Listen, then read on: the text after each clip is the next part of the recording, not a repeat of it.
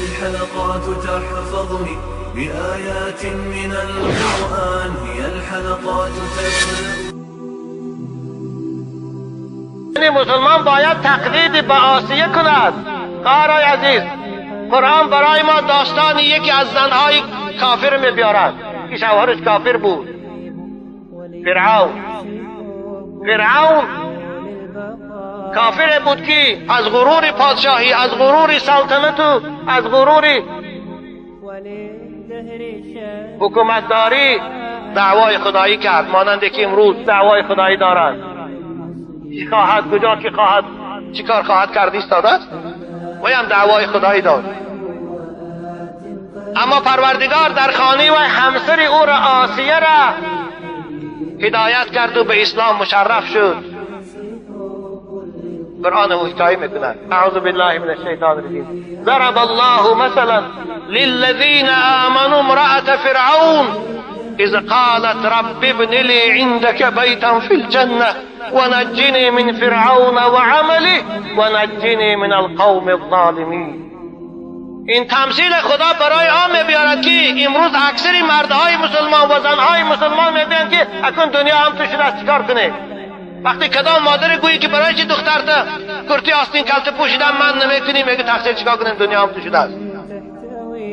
خدا این تمثیل برای وی میگوید که ای مادر مسلمان، ای پدر مسلمان، ببین فرعون که سخترین کافر بود، دشمن خدا بود، دعوای خدایی میکرد، در خاندانش زنی داشت، آسیه.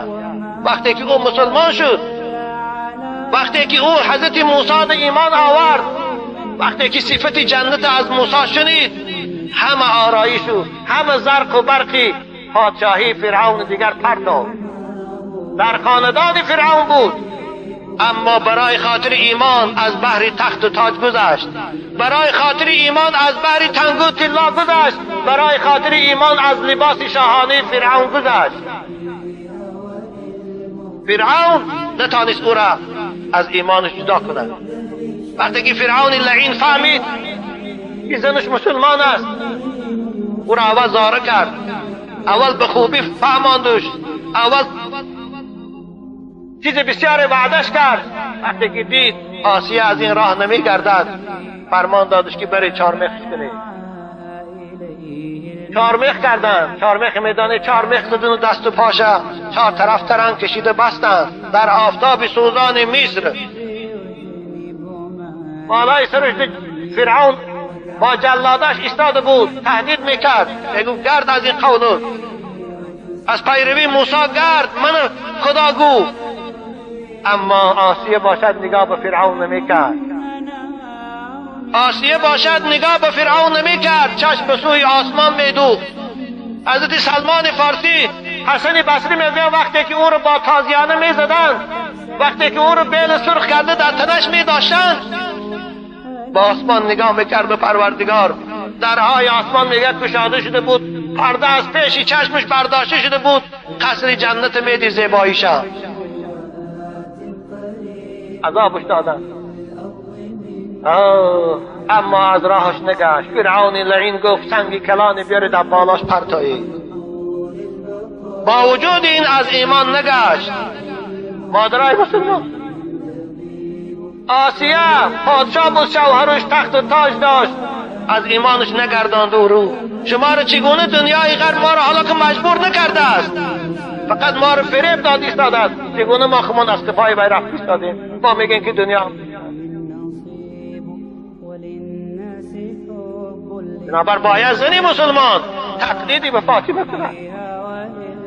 فاطمه دختری پیغمبر خداست. حالی علامه لاهوری میگوید مریم از یک نسبتی عیسی عزیز، مریم از یک نسبتی عیسی عزیز، از سه نسبت حضرت زهرا عزیز. امروز تمام عالم مسیحیت مریم مقدس میدانند، دوست میدارند، احترام میکنند، اما امروز عالم مسلمان و دخترهای مسلمان فاطمه را که بودنش نمیدانند. باور کنید اکثر دخترهایی که ما در مکتب میانه میخونن، در قشلاق میخونن، فاطمه رو نمیشناسن که دختری کیست، همسری کیست، مادری کیست. اقبال میگوید اگر مریم از یک پسری عیسی داشتنش اگر در نزد مسیحیت، عالم مسیحیت عزیز باشد برای خاطر آنکه مادر عیسی، آخر فاطمه سه نسبت دارد، سه فضیلت از وی زاید دارد. یکم فاطمه دختری پیغمبر است، نور چشم رحمتا للعالمین، آن امام اولین و آخرین. دویم فاطمه همسر علی شیر خداست. سوم فاطمه مادر حسن و حسین است. نخواد که مسیحیت مریم اینقدر دوست دارن شما باشه فاطمه رو نشناسید، شما با فاطمه تقلید کنید. مادران را مزرعی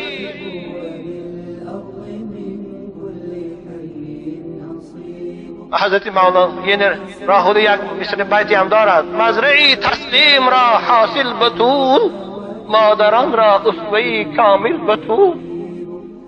آن ادب بر پرورده صبر و رضا، آسیا گردان لبش قرآن سرا.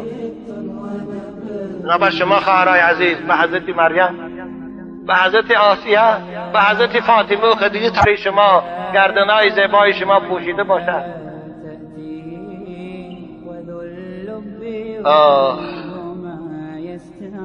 اکنون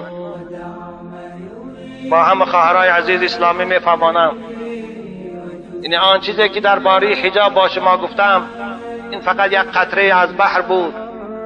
از سبب آنکه وقتی ما بود شد اقرب که ساعت بالا یک آمد، بنابر صحبت خود با هم به پایان میرسانم که خواهرای عزیز، مادرای عزیز، شما را فقط میتواند اصلاح کند امروز مسجد. شما فقط مسجد، صحبتی، واعظها میتواند شما را اصلاح کند، شما را صاحب ایمان کند، شما را صاحب آداب اسلامی کند. از این سبب رسول اکرم صلی الله علیه و سلم برای شما خواهرای عزیز رخصت میدهد که مسجدها روید. حتی به مردها پیغمبر خدا میگویند اذا استأذنت امرأة احدکم الی المسجد فلا یمنعنها، وقتی که همسر شما رفتن به مسجد از شما خواهش کرد شما او را منع نکنید. زیرا که امروز زنهای مسلمان فقط جایی که احکام اسلام فهمند این مسجد است و خلاص، دیگر جا نیست. نه مکتب، نه بازار، نه تالارهای کنسرتی، نه گزیت و ژورنال، نه رادیو و تلویزیون، هیچ کدامش خواهرای مسلمان ما را دیگر احکام اسلام تعلیم نمیدهند.